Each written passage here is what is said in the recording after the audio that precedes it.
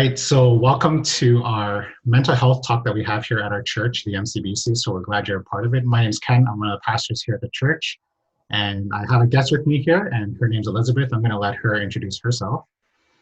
Okay. Hi, everyone. My name is Elizabeth. I'm a registered clinical psychologist in Ontario. Yeah. Great. So what we're going to do here is we're just going to have some dialogue, and we're inviting you just to hear our dialogue as we talk about various topics regarding mental health. But before we continue, I'm just going to allow Elizabeth to do a little bit of a disclaimer for us so that we're all on the same page here. So go ahead, Elizabeth, just tell us what you need to tell us.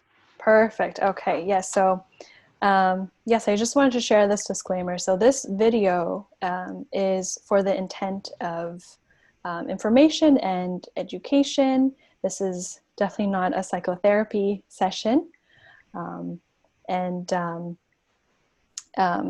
Anything that we discuss, or especially what I say, it's not intended to be considered any form of treatment or a substitute for any psychological, psychiatric or medical advice. If you are in crisis, please call 911 or go to your local hospital's emergency room.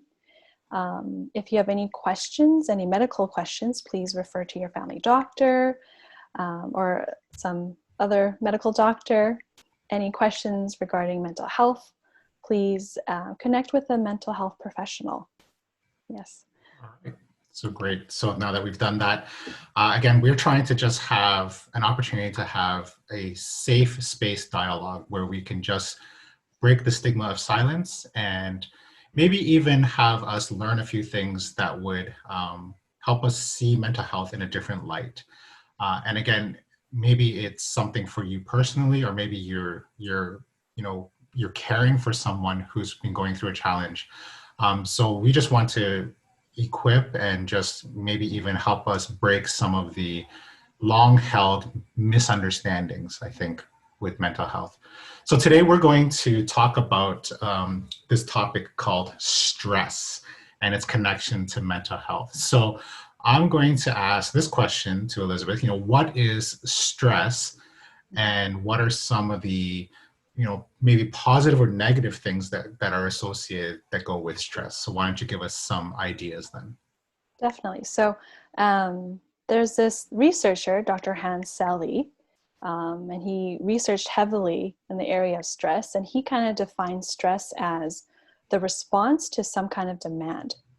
Okay, it's that it can be a physiological, kind of biological response.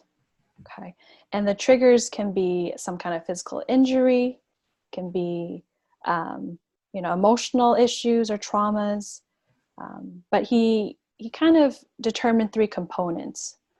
The first being the stressor, right? So, for example, let's say you have a work deadline, right? And then the second component is your perception about it, okay? So, and then the third, of course, is you actually feeling the stress.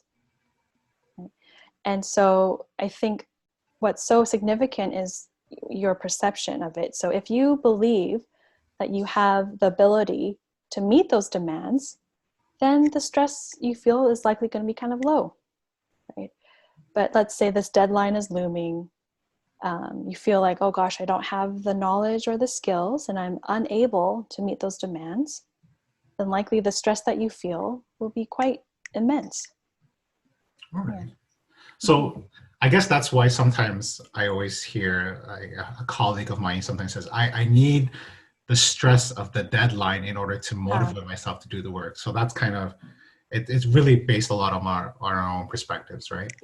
Definitely, yes. And I think Selye also, he defined that kind of stress, the good kind of stress.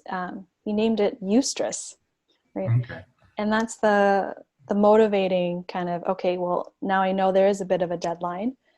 And hey, if I feel confident in my abilities, then it becomes that nice push, that bit of pressure. Yeah. How about the negative, I guess, effects of stress? What are some of those that we can think about?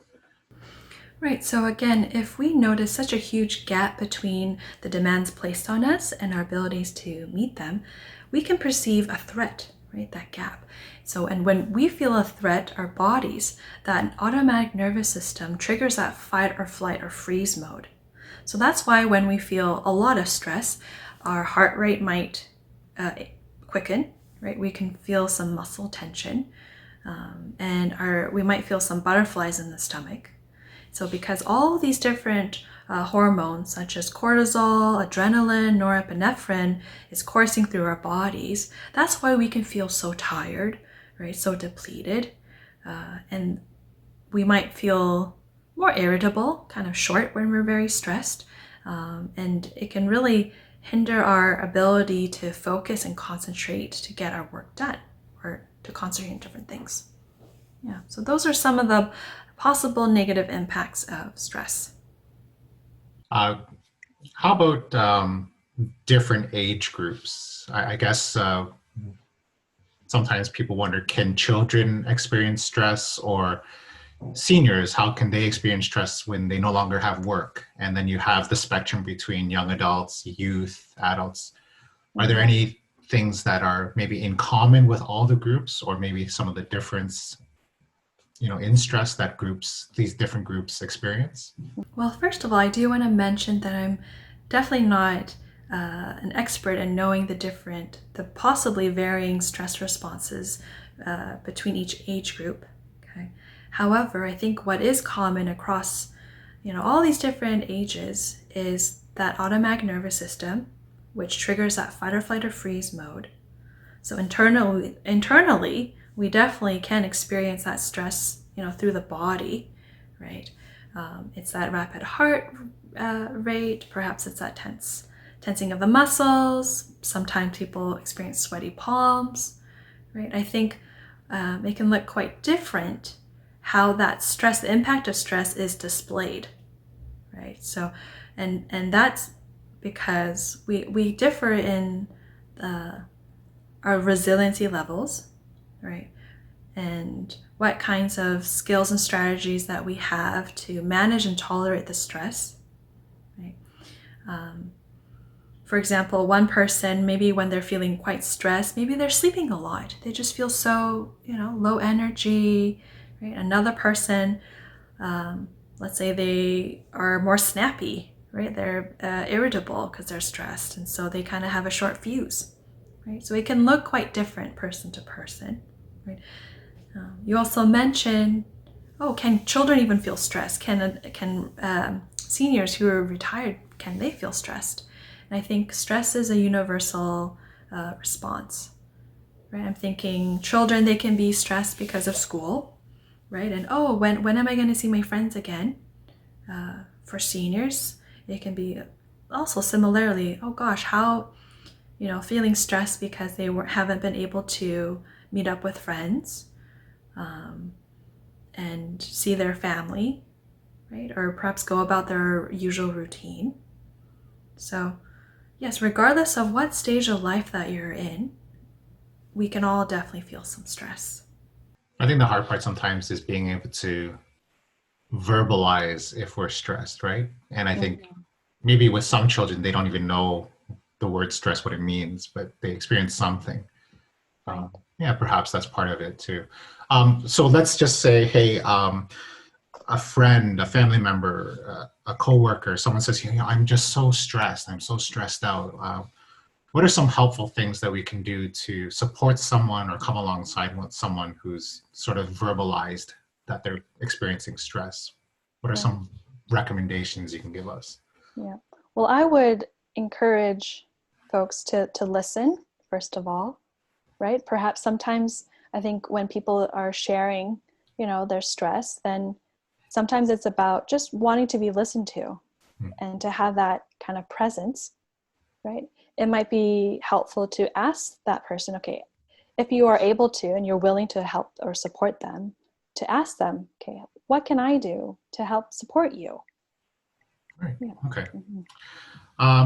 Any final words on this idea of stress and how it affects us? Or Yes. I also wanted to mention, so there's of course, there's all these different researchers, but some other ones other than Sully, they kind of thought, okay, perhaps there's some three kind of universal factors that lead to stress.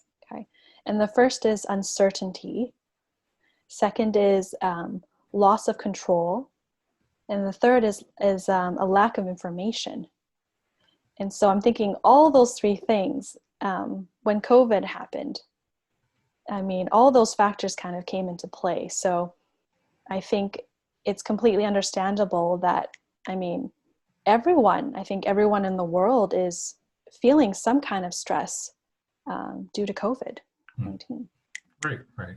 So I guess one of the key things then is, as you said, just having us listen well as people express some of those stresses as we're all experiencing right now. All right. So I think that'll wrap up this quick session that we have on stress. Again, we have some resources for you that are posted in the description and even at the end of this video if you want to just kind of do some more reading on your own. And again, we will also post some information regarding places you can get help. And again, we're just going to be mindful of the fact that some of us will need more help than others. And if you're in that category that's in real need, again, speak to a doctor, hospital emergency rooms, helplines, all these things will be one of the key places we'll direct you to.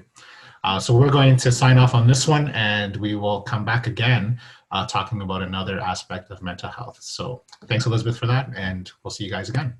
Sounds good. Take care, everyone.